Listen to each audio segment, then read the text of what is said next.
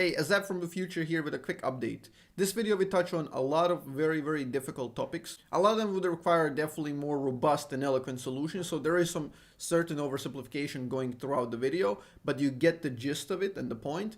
And yeah, we touch on pretty much every topic that plagues League of Legends as of yet, and we try to propose a solution for every single one of these issues. So be sure to watch the video fully and then give me your opinions on what you think would work and what wouldn't and why. Okay, enjoy the video. Peace. John Carmack making a real 3D experience, like 3D engine. I don't know what's more impactful than that in the entire like history of video games. A gaming legend. Everyone should know his name. So yeah, it originally started with like a Doom or Wolfenstein 3D, which was not 3D. It was like 2.5D. It never had like a height. It was just like cleverly designed to fool you into thinking it has height. Much like League of Legends. League of Legends is 2D. It fools you into having height. It just doesn't. It literally doesn't have height. So it's League of Legends is a 2D matrix. So yeah, after that Doom was refined. Wolfenstein system with 2.5D. It had height, but it didn't really. Wolfenstein didn't have height really. Doom fooled you into thinking it did. And then Quake was officially 3D, where you had jump in verticality and all that, which in like again rocket launcher. Okay, so let's start with listing what we know. I'll guide you through this a little bit. So season 1 to season 5, League of Legends was finding itself. Okay, it was finding itself, and I think season 5, season 6 is peak in my opinion. Chess-like gameplay. I think it's this is the biggest like characteristic. It's very easy to describe. It wouldn't be like a misnomer if you describe it as a chess-like gameplay, you know? So you had League of Legends that plays very accurate like macro level. You have to like macro rewards you quite a lot. So what does that mean? Like what does that even mean? Like chess-like gameplay when you say macro is more rewarding, obviously. So you had less impact as a singular character as well. So champions didn't have this much impact. Champions had less impact. Champions less impact. That's a big thing. That's one of the biggest things. Okay, champions has less impact. Macro more. That lowers you have more impact when you play like correct macro. So you would play more in team play. And like the champions were crazy still, so I'm not gonna go into like nostalgia trip saying the champions were more balanced and like perfect and all that. Like it was still wild, you know, the game is still wild. You still had meta, but the key difference is the champions were different. They didn't have as much impact as champions. You wouldn't really dive turrets like crazy. Diving turrets was like a cohesive thing. It had to be done as a team, you know. You would have to swap the map. You would play about like 4-1 or stuff, then you would try to dive. So yeah, I mean, just when you consider now diving, you get though by a 1v1, you know. And back in the day, you need at least 2 more people for that. So yeah, macro was more impactful. Macro more impactful, champions less impactful. What was the general culture of the game? Less dodging, obviously less dodging. Elo system, no MMR glitching. I mean that was up until like season 3. Season 1 to season 3 is Elo system, which I regard as much better. I think Elo system should come back, honestly. I think doing this childlike abstractions on top of Elo to just make it more fun for kids is just really bad, honestly. How Elo used to work is like you start with 1.2k and then you go like, that's the bronze. Like I think 1.5 was gold, right? 1.7 was platinum. Actually I think it's 750, right? Something like that. 1750, is it? Diamond was around 2000. I remember like going to I was at around 2200 at Diamond Elo, and you had like also different emblems which were representing like ranks, like gold 1, gold 2, gold 3 and stuff like that. So yeah, Elo was just much better in my opinion. Much better because you had no abstractions depending on how like who you play. Like I would play games, you would usually gain and lose the same amount, which was beautiful. You would gain and lose the same amount usually, unless sometimes you would play high elo and then like I would find myself with a couple of randoms and I would play versus Diamond Prox and Alexic and people who were like super high elo at that point, because the system regulates itself. If they shoot up too high in the elo, they gain less, we gain more. And you would beat them, you would get 20 something. Like if they beat you, they get like 13 and stuff like that. But generally it was way more balanced. So it's not a huge issue, elo system. I wouldn't put it as a high priority, honestly. So let's put it aside down there. That is not a huge issue in my opinion. So let's just start tackling these things one at a time. Less dodging, games were longer. Games were longer, obviously. Like the game, it was very difficult to close out games. And now we don't know if that's better or not. People probably, if you look at a medial player, like your average Joe, he would probably prefer shorter games. But there is an unnecessary like this byproduct that's just like unaccounted for in shorter games is the games are shorter, the people lose patience, they don't play for a late game as much, and they get more toxic and they start trolling after first couple of kills and deaths, which we're gonna get to, because I understand like people quitting early is just so horrible. I hate that. I hate it. Yeah, the team fights were also longer. Team fights were longer, that is sure. Yeah, that is exactly why it was chess-like to an extent. Team fights were longer, I agree. You also had a bit more tank meta. Now tanks don't really exist. I always liked tank meta, and people didn't. People hated it. But I gave my reasoning for it. Tank meta slows down the game. It serves like an anchor point, slows the game down, and makes it more macro-oriented. Because you're not really going to win the game by pushing randomly through Maokai with 500 armor, and you're just going to kill it and then get the third and all that. You would have to be clever. You would have to out-rotate him, outplay him, prepare vision, prepare the waves better. You would out-farm him slowly and then gain advantage and maybe overtake him in the late game. So I was always a fan of tank meta, because it slowed the game down, enhance the macro, you know, slow down the individual random Tryndamere side lane goes 1v5 and stuff like that. Let's look at how do we fix a couple of these things. I mean, why are champions more impactful now? Let's start like going at these like one at a time. Why are champions more impactful now, chat? They're impactful because obviously overloaded kits. And this has been coming like since season like 8 plus. This was stacking. I was a huge critic of this in season 8 when they were releasing a bunch of overloaded kits, which I knew it was just gonna destroy the game eventually. Because the more you stack this, the more champs you release like this, the crazier it gets. But you didn't really feel it in season 8. Hell, even season 9. But season 10 was bad. Season 11, absolutely horrible. And that's what, like, we're hitting peak. We're hitting peak issue. So overloaded kits are absolutely horrible for that. And now one of the bad things is like items. Very active items. So let's just look at these. Like champions were less impactful, but now they're super impactful because of this. Even the champs that don't get enabled like with these super active items, they get insanely enabled. So champions run away with the game, you know. What I mean by the very active items is how this works. Let's say there's an active item that it enhances, like, that gives you a dash. Let's use that as an example, because we can do this in multiple ways. So let's say you have an active item that enables a dash. Who do you think that's going to benefit? Do you think that active item with a dash is going to benefit more champion like Kiana, who already has dashes, or 80 carry like Jinx, who doesn't have dashes? Who do you think is going to benefit more? It obviously benefits more Kiana, even though it's like stupid. Like when you look like, oh, Kiana has already 3 dashes. If Kiana has 3 dashes, adding another dash is only like extra 33% value. But if you have Jinx, she has no dashes, she gains like infinite value from a dash. But it doesn't work like that.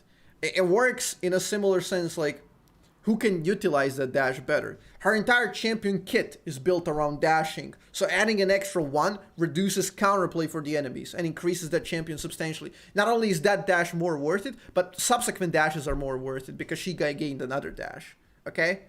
Let's say Kiana utilizes another dash, but like at like 50% value, while Jinx is like 15. So even though the items are very active, here's a very common thing: when the items got reworked, everyone was saying, "Oh, we're gonna fix the game by making everyone broken." No, that's horribly wrong, because you don't make everyone more broken. You don't make everyone broken. You make champions that were broken more broken. You just create a further divide between champions. So yeah. Very, very bad idea to make items very active. Items were supposed to progress the game. You gain gold so you can buy items. Okay, you buy items so you actually have a change in the game. You want something to change and you want to get rewarded for good gameplay. Okay, you don't want an item to overtake the game and do too much. You want an item to just progress the game, to give it stats, you know? Here's an example, if you guys are familiar with Dota. Which item was one of the worst ones, or the most broken and ruined the game? Black King Bar, because it would render you, this was Olaf ult basically. It just makes you immune to all CC. And if you had a champion that got fed and he's strong, he just builds that item, pops it, and you can't kill him. And he just destroys your entire team comp. Okay? So that was a huge, huge fucking issue. It was a huge issue in the Dota. Because once someone gets ahead, you don't really get to play. There's the same issue with like if Olaf gets ahead. He's a tank that one-shots you and cannot be stopped. You know, the only thing he can do is dash away. And a lot of champs can't do that. So that is just a very, very big issue. So how would you want to fix this? Let's talk about a fix on this specific issue. So the champions would have to have less impact to return to the golden days. How do you do that? You lower the kits of the champs. Now that is very difficult. Because we've been filling the game up with 4 seasons like of just shit overloaded mechanics. Very difficult to deal with. So this part, very, very difficult. You would have to tackle this with very, very clever balancing of characters, and they would have to start valuing utility more. Because what Riot tends to do is they don't value utility. This is very, very obvious when you look at the champs like LeBlanc. Okay, so you would compare, let's say, LeBlanc versus... Let's look at a champ, LeBlanc versus Morgana, something like that. They both do like a pick roll. Morgana is teamfight, but everyone gets away anyway, so she doesn't really have teamfight. So let's look at the champs like Morgana versus LeBlanc. So who has more damage? They have, I would say, almost the same damage if Morgana could land everything. Okay, but LeBlanc has 2 dashes and 2 returns while doing that damage. So they didn't put any value. They didn't think at all about dashes, so they didn't put any value on it. Much like Rakan when he got released. He had really good damage, but he had infinite dashes. Go in, go out, go in, go CC. Like, you can't have too much. You can't have CC, dashes, and damage at the same time. And Riot doesn't consider these. They're like, oh, the damage numbers aren't crazy good, so it doesn't matter if they can reposition infinitely and they can CC you. That matters. Like, that substantially matters. So you can't have that. You would have to have champions like, what does Kog'Maw do? He does damage. That's it. He's not gonna CC you. He's not gonna engage, and he's not gonna burst you. He's gonna do a consistent damage in late game. He's a very, very specific champ with a specific curve of like strength. So champions need specific curves. You can't have champion that's good everywhere, always, at all times. You can't have Echo. Echo should not exist by these standards. He's good early. He's good mid. He's good late. He one-shots, he gets out, he can build tanky, he's super versatile. Champion should not exist by these standards, okay? When you compare him to Kog'Maw, who has like a curve like that, you know? It's like 25 minutes not a champion, then you start playing a little bit and you get strong. Well, Echo has like this fucking curve. It's not even a curve, it's a straight horizontal fucking line above Kog'Maw. Like, it can't exist. Champion power spikes should be like relevant. They should be meaningful. I explained this like way back when. How the champion power spikes go is like, I'm gonna give you the worst power spike. This is the vel'koz one. That is the vel'koz power spike. Okay, I should have probably done it this color. That's the vel'koz power spike. This is the Kog'Maw one. This is the Kog'Maw power spike. Something like this. Okay? And you have Echo, who's gonna be like that. The champ should not exist. Okay? He ruins the system. Also, I'm gonna explain why I've explained this. Like mid-game power spike. Mid-game power spikes are very, very bad. Mid-game power spikes is because they're bad for solo. In competitive, they're solid because in mid-game you start grouping and team fighting and playing objectives. So in competitive, mid-game power spikes good, which is exactly why vel'koz works in competitive and he's all right. But in solo queue, he's absolute dog shit trash. Because why? 80% of solo queue games are done here. Okay. First blood. First blood, someone is tilted, someone rage quits, you destroy someone, infinite snowball, people give up, no comeback. Okay? So 80% of the games are like Rek'Sai, level 3 ganks, one-shots, he got fed and he just wins the game because better jungler wins. Something like that.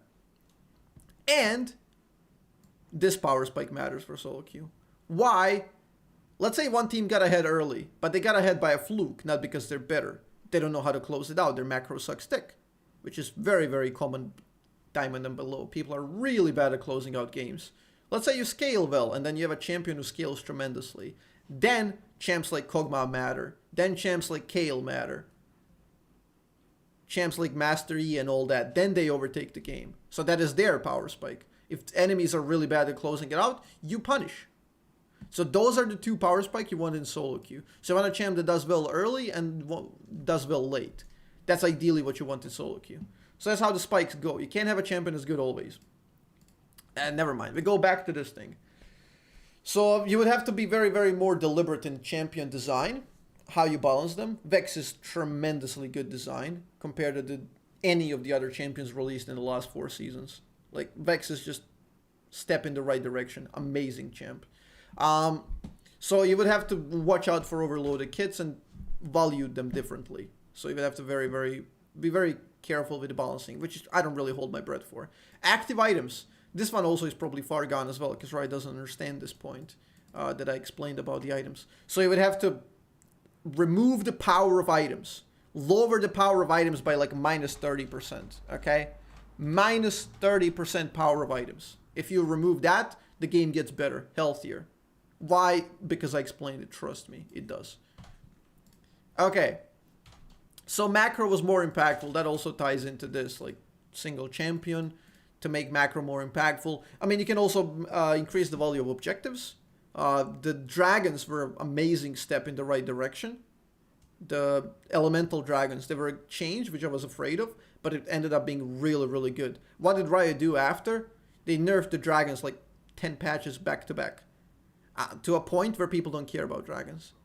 They still kind of care about Soul and Elder, but most games are over before Soul and Elder. You get 2-3 dragons. If enemy team played for gold, they got one fed guy, it's over. It's irrelevant. So that's an issue. That is an issue. To increase macro, increase objective value. Okay? You want to increase objective value in a smart way, because objectives are equalizers. They're really good. If you focus on a dragon, enemies focus on money, you get dragons, you should get rewarded for that. Or they have a mega fed character in mid lane, let's say Kiana. She's mega fed. So you think the game is over. She plays for money because she's greedy. She doesn't know how to play macro. You play macro, you get objectives, you get rewarded, she gets punished for not snowballing. Okay? Objective value is good. She makes a bad rotation. She goes top lane, you kill a third bot lane. Bigger value. Okay? That's an equalizer. That makes macro more impactful. So increase the objective value. Okay, now here comes the big one. This is the most difficult issue Riot will ever have to tackle. How do they prevent dodging? How could Riot prevent dodging? Okay, now ban dodging. I mean, okay, that's oversimplified. Let's take it a step back. Why does dodging exist? Why does dodging exist in the first place? It works. Dodging is beneficial. Everyone fucking knows that. Dodging is super beneficial to climbing. Why does it work? Why is it a mechanic? Why is dodging a mechanic? Nobody fucking knows. Oh, how I'm not gonna play a game if I get a troll Nunu. Why do we have trolls? That is a bigger issue. Why do we have trolls? Punish the trolls. Soft inters and trolls need to be punished. So the only excuse for dodging existing shouldn't work. Okay? Bring back either tribunal. Give Honor 5 players chance to judge people and vote on bans. Give streamers. I'll do it for free. I'll be a fucking intern. Let me spectate high elo games and I'll clean it up. We ban soft inters and it's gonna be a trickle down effect, and eventually like the entire culture will be better. Punish the trolls, soft inters. That way you can't say if I don't dodge this Nunu who's a ghost cleanse, I'll get punished. So that way people don't dodge. Okay, what do you do about dodging? I'm glad you asked, because I've been saying this for fucking years, but no one listens. 10 dodges. That's what you get. Season starts, you get 10 dodges. That's it. To account for client failures, power outages, your connection sucking, whatever the fuck. You get 10 dodges. That's it. It's the most powerful way to solve dodging, because it's a counter.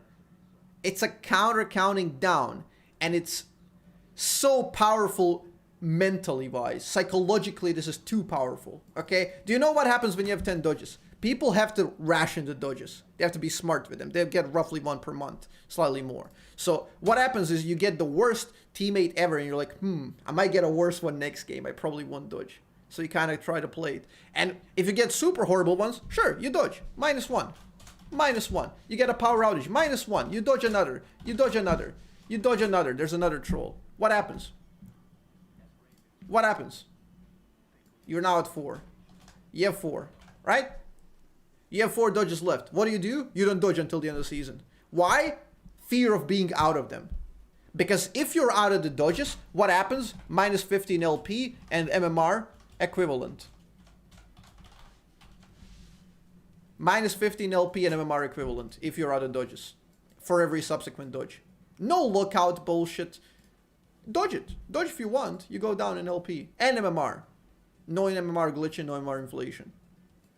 And now people are gonna say, but Azzapp, there will be a Master Yi player who will just keep dodging in silver and be smurfing in silver. Well, guess what? They exist already. They just troll and then they smurf. Doesn't fucking matter. Those people should just be banned anyway. So yeah, dodging literally solved with this. Super solved. Games longer doesn't really matter. We can still continue with this gameplay. Teamfights longer, again, champions less impact, less reset mechanics, less teammate punishing you mechanics for solo queue to make it better. Elo system I would prefer if we get it back, but we won't.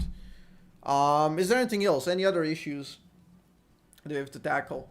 I mean, don't get me wrong, these issues are horribly difficult to solve. I'm a lot oversimplifying here. In the design, this would have to be very, very more robust, the way you deal with this, but I'm telling you, like, 2 years. Give me 2 years, significant power over how the patches play out, and I would improve this game by 20%.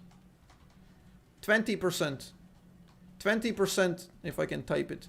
20% increase on the game quality in 2 years. Like, if you just let me implement these things slowly. Because you have to be very, very deliberate. That's it. Now, you could obviously, like, manage the dodges. Like, oh, 10 dodges is too little. But yeah, play 100 games, you unlock a dodge. Yeah, good for you, man. Why the fuck not? You know? I mean, streamers are leaving due to all of these issues combined. Streamers are generally leaving. Streamers are tanking down the game. More streamers leave, the game is less valuable. Yeah, I prefer old, longer games, for sure. But that's irrelevant. You can play, like, 25, 30-minute average games if the average player wants that, and they do. Because everyone is a short attention span Fortnite TikTok enjoyer today. So yeah. Smurfs? Oh, Smurf Q is ass. Smurf Q is absolute ass. It's horrible. Decay is a huge issue. It's not a huge issue. It's an issue for people like me. Well, actually, a lot of people are casual now. Although, never mind. That only hits the 0.01% strata at like Master Plus. Never mind. I hate Decay. Doesn't matter. Whatever. You can keep it like this. It doesn't impact the game at a huge level. You wanna fix like the average feel of the game. You gotta fix the game culture. How do you fix the game culture? Voice chat as well. Voice chat is a huge fucking deal. Huge deal. Roll it out, Master Plus. Master Plus, roll out the voice chat. Maybe even like create like a private server, Master Plus players, they can only have voice chat, and they have special people, like couple of employees looking over the lobbies to see if like someone is trolling. You know, that is a huge issue. Okay. If you have voice chat, do you know what happens if you have voice chat? Do you know what happens? Less toxicity. It's counterintuitive, but it's true. You get less toxicity. Voice adds a piece of personality. It leaves your anonymity. So you are not as toxic as you are in regular chat. There's multiple reasons for it. One of them being you always assume the worst online. Because if you see a tweet with 100 characters, you deduce generally the worst outlook based on that tweet. Same as like with teammates in chat. They type something bad, you assume that they're absolutely horrible. Okay? Voice chat softens that quite a lot. It softens all of those experiences quite a lot, and you actually get to interact with people. A lot of people are absolute pussies, and they're quite afraid of actual human interaction. So they won't really be as toxic as they are voice to voice. And even if they are, mute. Okay, you're muted. You know what happens to muted people? They tank. They tank in elo. So it's not beneficial. For a selfish gene to reproduce and get higher points in LP, it would have to be communicative. It would have to be a nice player. Why? Because enemies are communicating. You're not. You got muted because you were a cunt. And now you lose more games. Well, good for you. Then your gene suffers and you go down. Okay, so voice chat is good. Also, another really good thing for voice chat is elevates the game. Voice chat elevates the game to a tremendous amount. Okay? Most confident and the best players usually will talk the most. Do you know what's so good like when you play a game with voice chat? When I played CSGO, you would, well, it would suck because you would hear a lot of Russians back in the day. I don't know how it goes like that. Without that, I don't know if they did the servers or not, but the biggest issue was just having a bunch of Russians in your team speaking in Russian. But if you have a general language, why the fuck not use voice chat? You go in a game, there's nothing better for me than, I wasn't really big in that. I was playing mostly casually CSGO, I didn't know much, and I would go in, and then people would explain the game to me. They were like, okay, guys, I'm gonna go B, I'm gonna cover this, I'm gonna go there, and then you start to pick up. Okay, then you start to pick up and you start to process things. People tell you like, oh, let's not buy. Let's not buy. Why? That's eco. That's economics. You have to watch out for that. That is trickle down learning. Best player usually talks the most. These people, even if they don't admit it, they passively learn quite a lot faster. So it elevates the game at a huge level because everyone's learning from everyone. The macro level increases not only because it's better communication and like synergy, but it also increases because more people are better on average eventually. Like, do you know what's the biggest issue in flaming in solo queue? Single biggest issue. Perception. People don't know how other roles play. A jungler will flame lanes because they didn't contest Crab and they didn't have pressure, where they didn't have prio. A laner will flame jungler when he doesn't understand how jungling works. That is the biggest issue. And people flame each other when they have no fucking clue how any of the roles work. How do you bridge the gap? Voice chat. People communicate. I'm doing these wolves. Okay, I'm pathing this way because I have to, otherwise I'm sinning and missing out on so many minions. I'm playing correct. I will be there and there. You on the other side play safe. Mirror play style. Do you know how much better the game would be if you learn like this? In like 2 months of voice chat, like the average game would be like, I don't know, so much more enjoyable. You would feel as like a team. Autofill, I don't think autofill is an issue. A lot of people complain. I really don't think it's an issue. I think people should learn more roles. Yeah, I don't know. I like all the major issues we've practically solved. We have practically solved all the major issues here. I don't know what is the big issue that's left. Esports and League is phenomenal. Esports storylines, they know how to run that. It's really, really good. Like, they definitely know how to do that. Esports is, in fact, what's holding this game alive, because While streamers and popularity and the game quality have significantly dropped, streamers are leaving left and right, they don't give a fuck. Esports is the only thing holding this game like at the top. When esport crumbles, the entire game will as well. I mean, I'm trying to solve this in like without investing extra resources. I mean, voice chat would require a little bit of infrastructure, but it already has a lot of built-in. Hello, Najib, what's up? The thing about the report system, you could hire a couple of people to check the system, because I mean that's embedded in the fixing the banning the trolls. You know, that's embedded in that solution. Because reports right now only work off of a regular expression or regex. People only get banned if they write a bad word that's matched in the dictionary of bad words, okay? You don't get banned for soft hinting because no human will look over the game. And they don't have an AI advanced enough to recognize someone soft hinting, trust me. So you would have to have manual reviews of games to ban trolls. So that's embedded in the original solution. Honors, I would elevate honors. I would make them mean more. How would you do that? I proposed a system back in the day that would give you slightly more LP if you got the most honors. If you get 4 honors, you would get, what did I say? You would get like extra 30% or 50% LP for that game. If you got 3 honors, you would get extra like 25%, and then just mega diminishing returns. So you would actually benefit from honoring people. I would allow you to honor enemies as well. Honoring enemies would be good. Also, like, you don't even have to set it up for winning teams. You can only set it up in losing teams. Like if there's a losing team and one guy gets a lot of honors, he loses 50% less. Motherfucker! What? Thank you for your contribution. Okay, guys, quickly change it to manly shit. I don't want to melt.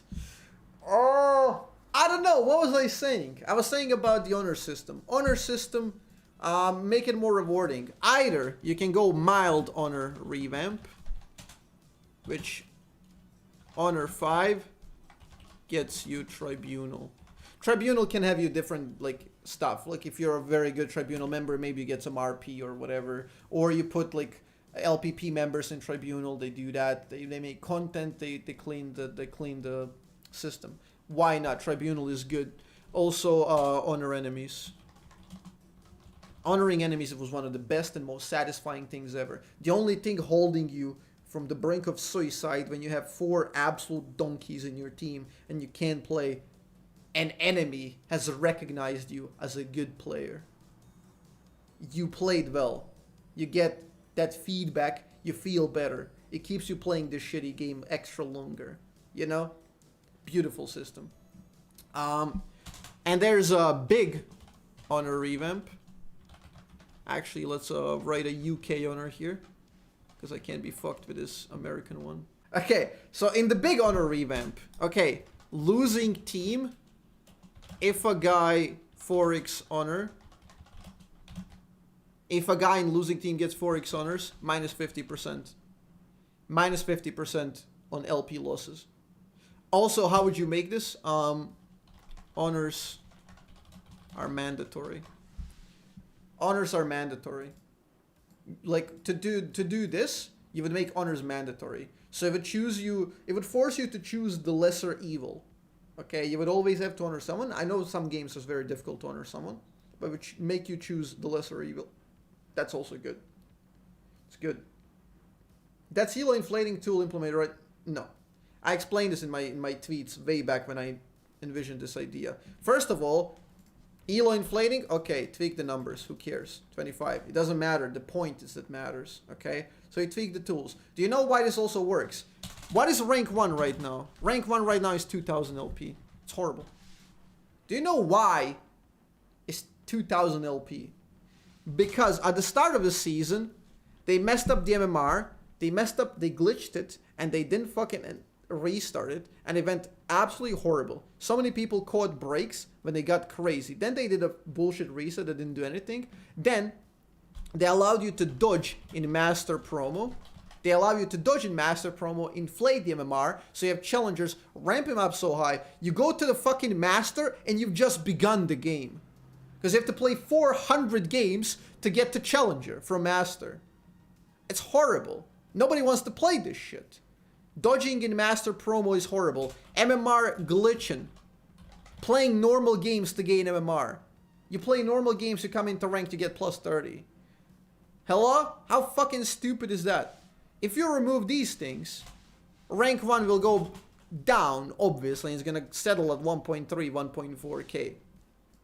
And you can tweak these numbers absolutely to fix them. Also, why would inflate? You just lower the gains. You can lower the gains. You just create an average. You know? If you get 20, 20, 20, 20, 20, you just make it now 18, 18, 18, 18, 18. Okay? You make these gains. And the top guy gets an advantage. He gets an increase of what? Top guy gets like 25% increase if he gets extra honors. Do you know what it means? 25% here is like 22.5, right? Something like that. So you would get 22.5. That won't break the game. It's the same shit. You can tweak the numbers forever with this. You can set it up easily. Don't you think that give you power to players to influence the climbing throne ring would make the system ranked? How so? There's no duo. No duo. No duo. You can't, like, what do you do? It's super rare to get forerunners on one guy. There's no duo. You can't glitch this. You can't bullshit it. You can't really cheese it. Even if you could, like, pay someone to queue up at the same time as you to get the honor and all that, chance of that happening very low. Even if you do one honor, it's meaningless. So it's just very difficult to cheese the system. I explained in my tweets, you can look at that. Yeah, like, it's ridiculous, like, the dishonor system. Like, what you're trying to do with this honor system is to replicate Apex. Apex has one of the best ranking systems I've ever seen in my life. Apex Legends, probably the best fucking ranked systems ever. Like, it perfectly rewards you as a team and as a player. It perfectly rewards you as a tactical avoid fights player, and perfectly rewards you as an aggressive player. Has such perfect balance on both of those metrics. It's absolutely amazing. Okay? If you've ever played Apex, you know. This game has wonderful, super smart, like, elaborate system. It really rewards good players. It rewards good players tremendously. If you can replicate this in any sort of way, like if you can make an AI that will recognize who performed slightly better than the rest of the team, reward them with extra LP. Sure, you can do that. You can do it by putting it in the hands of the teammates, because I guess AIs probably aren't that clever, like Yo PGG AIs. They're not that clever, you know, so you maybe you outsource that to humans, and they feel even more rewarded because they get rewarded by humans instead of some AI, so it's better. Explain Apex system? Okay, I'll explain it quickly. To play the game, you lose minus 10 points. You invest points to play the game. Okay, no MMR, no bullshit, nothing. You pay flat amount. Okay, you get per kill. What do you get? 10 per kill, right? 10 per kill or some shit. But if you go like top 10, your kills are worth like 12. Your kills are worth 12. If you go like top 3, the kills are worth like 20 or some shit like that. So the longer you stay, the more valuable your kills are. But even if you stay super long, if you didn't get kills, you suck. So you can't be a mega weasel, but if you go super aggressive, you pay the price dying early. So you have to find the balance of two. Okay? Now, Apex is 3-man. 3-man, so you're 1 out of 3, that is 33.33334% impact. So you're impacting your team at a very significant rate. In League of Legends, you're 20%.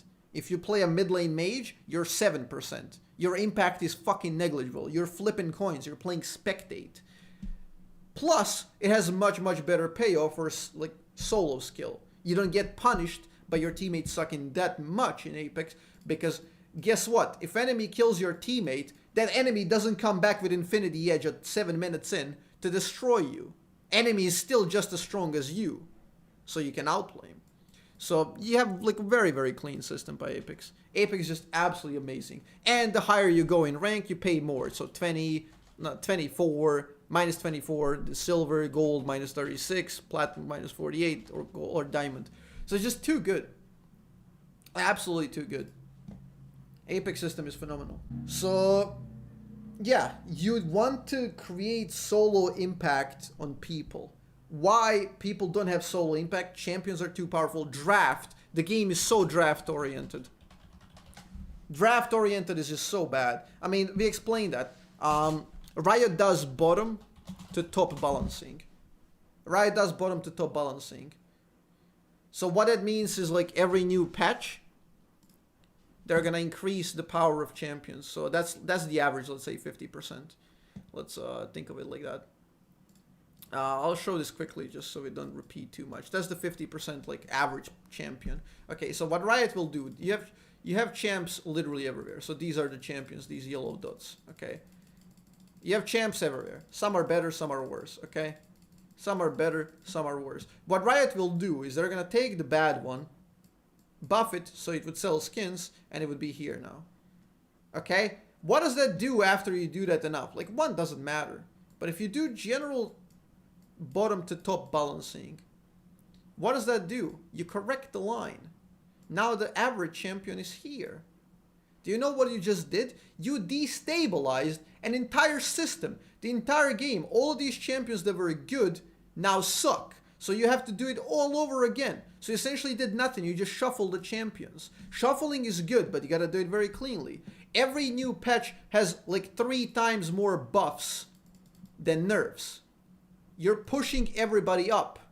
Okay? And that is horrible. What is the name of that guy? That Singu guy. And that's been like a steady trend for years, which contributes to this very phenomenon. It keeps ruining the game more and more.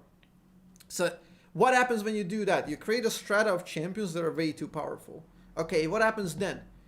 People have to pick these if they want to be competitive. Champions mean way more in solo queue. What happens then? Okay, if you don't get those champs, people dodge more because they feel like it's pointless to fight. If they get fed, if Kane gets 2 kills, people quit. You don't want to play against Kane with 2 kills early game because he doesn't require brain to play further. He's just going to go through walls. One shot you get out. Okay? So it's irrelevant. Champions shouldn't have that much power because they ruin the game and people quit more.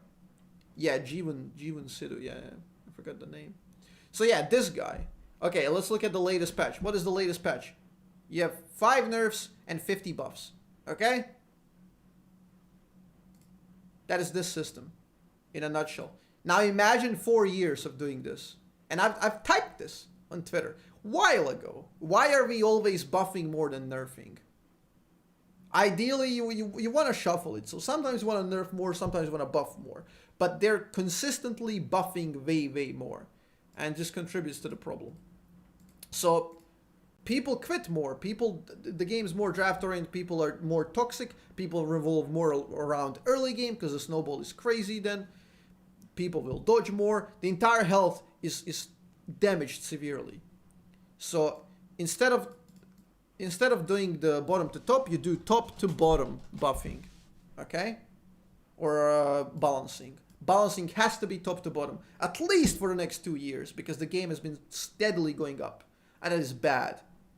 The worst thing can do is this system, because the average champion power increases. The more champions have power, the less player has power. Average player has less impact, less significance. What is more unfun than you not having impact? Nothing. That is literally the most unfun thing you can do for your game. Imagine queuing up, you come in, you know enemies have much better champs, you don't want to play. You know you won't have impact. You play much better, you still lose. What is the point? You don't want to play that game. The game sucks. Okay? You cannot do this. You're killing the game by doing this. And to reverse this, you would need at least 2 years of just doing the rollback. Yeah, that is literally the most unfun and worst thing you can do for your game, is to keep increasing the champion power. You lower the player impact. It's horrible. Horrible system. So yeah, that's also one of the biggest things. I'm glad I touched on to that. So basically, we touched on everything, and if Riot would implement like 30% of what we talked right now, the game would be much better. Like 30%. They won't. Because not many people advocate for this because they either don't know better or like they don't really care about the game as much, or they just have very skewed perception of balance, or I don't know. But it sucks that I don't have a voice in this community as a small streamer.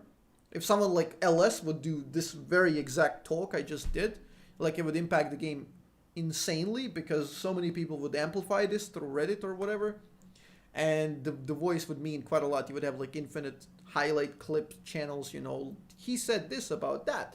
And, you know, eventually like people would understand that it's actually like great ideas. If any of these ideas are not great, this might be on YouTube, so I welcome you to actually type why specifically they wouldn't work. What would you do better? What would you want to change?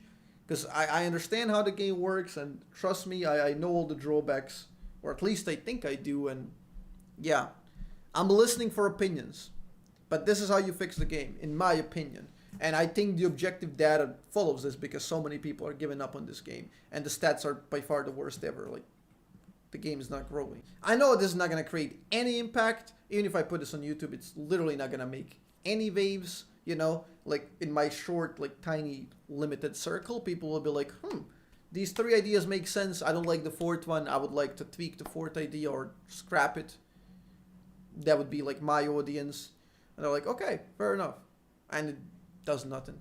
Literally does nothing after that. You know, because, like, you don't have a significant power. Even if you have significant power, you still have to, like, get through to the company. You still want to, like, you still need to, like, make them commit to these changes, which even LS can't do, so. I know the feel having a solution in your head, but not being able to implement test it. Yeah, exactly. Like, you can even test, like, any of these. I practically guarantee you, with my life, like, just, if this doesn't fix the game, just fucking end me right now. I'm staking my life on it. But you can implement this as like, you can implement voice chat master plus, see how it goes. You can implement these on PB, see how it goes. You know, you got these testing systems. That's, implement them in pre-season, see how it goes. It's better than dynamic queue, that's for fucking sure.